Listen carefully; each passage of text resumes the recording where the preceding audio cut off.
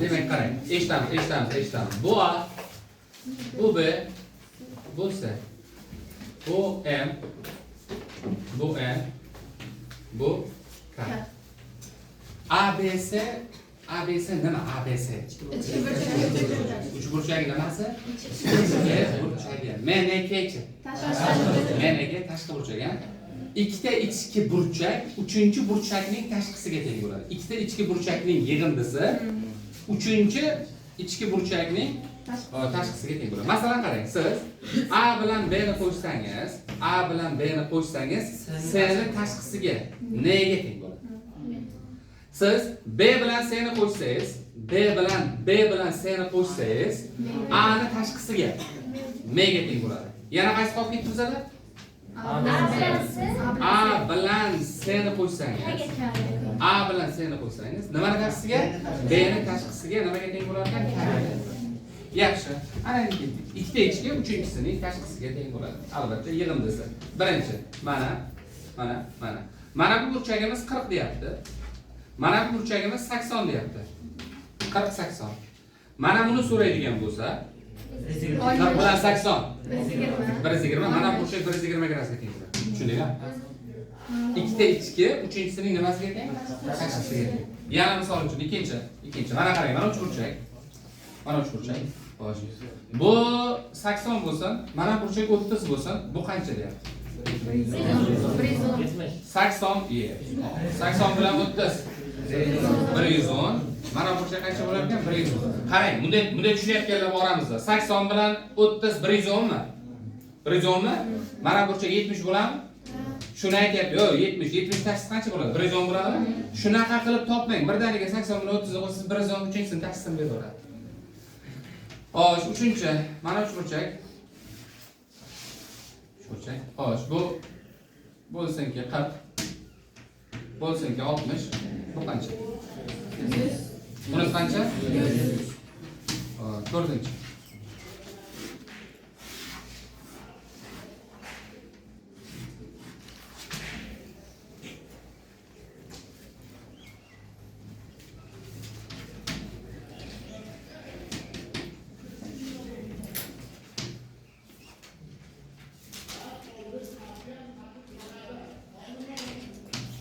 Demek qarang.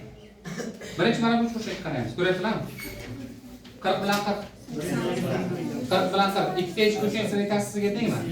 Mana bu burchagimiz 80 bo'ladi. 80 bo'ladi? 80 bilan 30. 80 bilan 30 qancha bo'ladi? 110. Alfamiz qancha bo'ladi?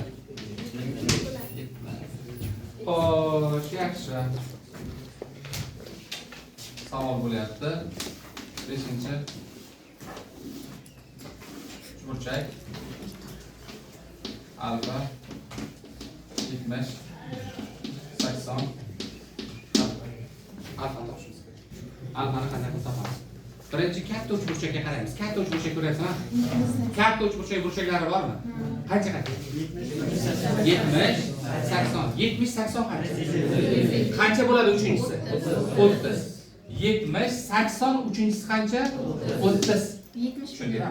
Ana endi bizada mana bu kichkina uch burchakni ko'ryapmizmi? Ko'ryapsizlar? Ikkita ichki uchinchisining tashqisiga teng. Biz mana buni topishimiz kerak. Bu burchagimiz 70 degan tushundinglar? Ikkita ichki uchinchisining tashqisiga teng. Xo'sh, albatta yig'indisi. Yana misol uchun. Xo'sh, 6-chi.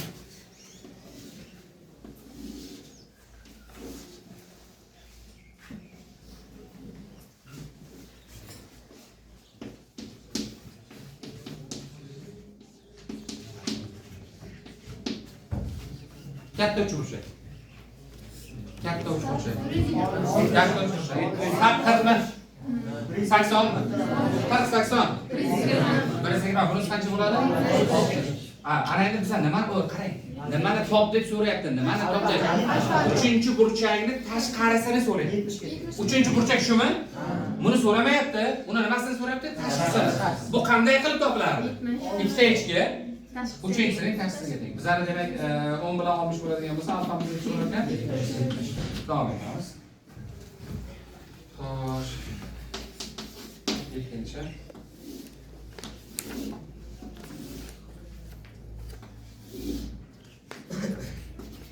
40 50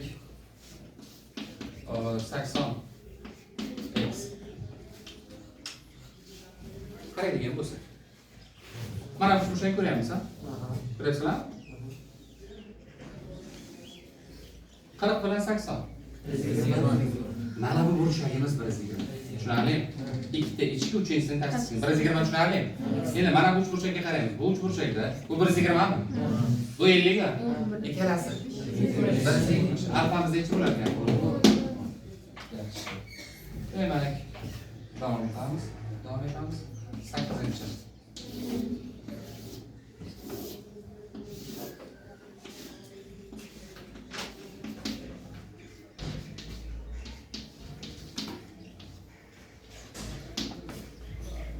Xo'sh, nima qilamiz? Qanday ishlaymiz? Aha, malades. Nimadan ketamiz? 60 bilan 20. Qaysi 80? Ikkita ichki uchinchisining tashqisiga teng. Demak, mana qancha bo'lar ekan? 80. Endi mana bu uchburchakdan ketamiz. Bu uchburchakdan, ha? Bu 40. Bu 80. 40 bilan 80. Mana bu burchak qancha bo'lishi kerak? 60. Ikkita x teng 60. X teng necha bo'ladi? Xo'sh, yaxshi. Davom etamiz. Xo'sh. 9-chi. Mana keling bir chiroyli savol yana. Shunga o'xshagan savol.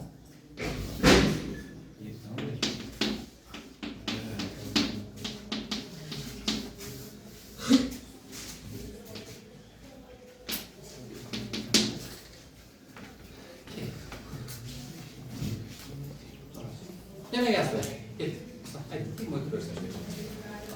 Qanday qilib ishlaymiz? Ikkita ichga. Nimaga ikkita ichga? Uchinchisining tashqisi. Mana bu qancha bo'ladi? Mana bu. Yo'q. X plus 10. Shunday? X plus 10. Keyin nima qilamiz? Mana bu uch burchakdagi 3 ta burchakni qo'shadigan bo'lsa qancha bo'lishi kerak? 180. Qo'shing shu uch burchakni 3 ta burchakni. 20 10, 30 mi?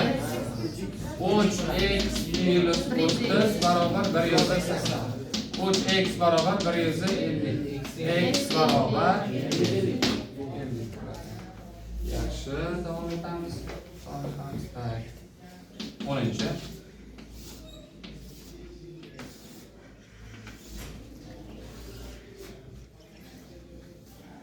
Yigirma 30 40 10 x ochildi.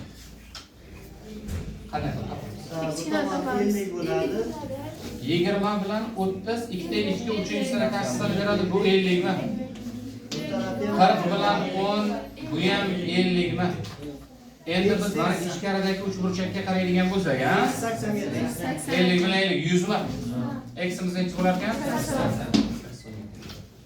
Yaxshi. Xo'sh, davom etamiz. Ana endi sal murakkabroq savollarga o'tamiz. Demak, 11-chi.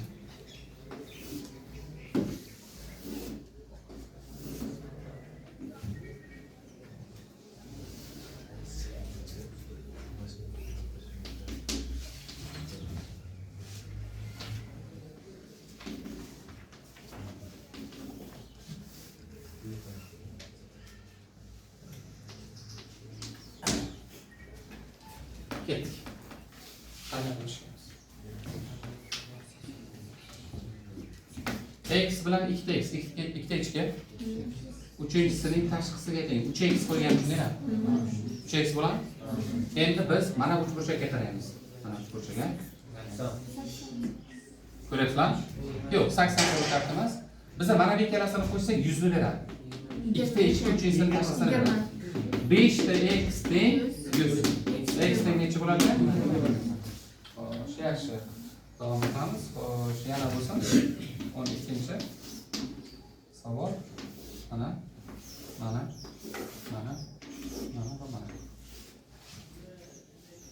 Mana burchagimiz 55. Burchagimiz 70. Xo'sh, mana burchagimiz x. Mana bu lekin Bunisi ham bunday.